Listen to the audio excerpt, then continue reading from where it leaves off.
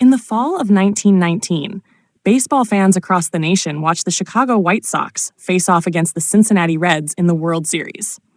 But what seemed like an ordinary championship soon became the most infamous scandal in American sports history, the Black Sox Scandal. It was a betrayal so deep that it shook public faith in the national pastime and changed professional sports governance forever. At the center of the scandal were 8 members of the White Sox, who were accused of conspiring with gamblers to intentionally lose the World Series in exchange for money. Those players were Shoeless Joe Jackson, Eddie Sacotte, Chick Gandil, Swede Risberg, Happy Felsch, Fred McMullen, Buck Weaver, and Lefty Williams. The scandal's roots were embedded in a culture of poor player treatment.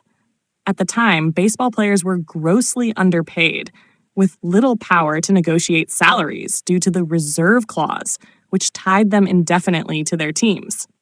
White Sox owner Charles Comiskey was particularly notorious for being stingy, creating deep resentment among his players. That resentment set the stage for a conspiracy. First baseman Chick Gandil, the alleged ringleader, approached gamblers, most notably Arnold Rothstein, a powerful figure in the New York underworld.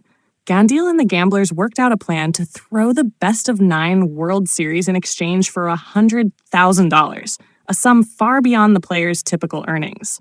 Suspicion began as early as Game 1, when pitcher Eddie Sacotte, who had been dominant all season, uncharacteristically hit a batter and gave up several early runs.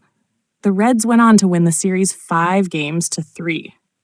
Though rumors of a fix circulated almost immediately, it wasn't until late 1920 that a formal investigation was launched after a grand jury was convened in Chicago to probe game fixing in baseball. Several players confessed, including Sacotte and Jackson, though Jackson later claimed he did not understand what he was signing. What he was signing, and maintained his innocence. Regardless, all 8 players were indicted for conspiracy. In August 1921, the players were acquitted in court due to missing evidence, but the court of public opinion and Major League Baseball had a different verdict. Newly appointed Commissioner Kennesaw Mountain Landis, brought in to restore trust in baseball, took swift action. On August 3rd, 1921, he issued a lifetime ban for all 8 players, declaring that, regardless of the verdict of juries, no player that throws a ball game will ever play professional baseball again. The bans had far-reaching consequences. Most notably, it ended the career of Shoeless Joe Jackson, who many believe was one of the greatest hitters in baseball history.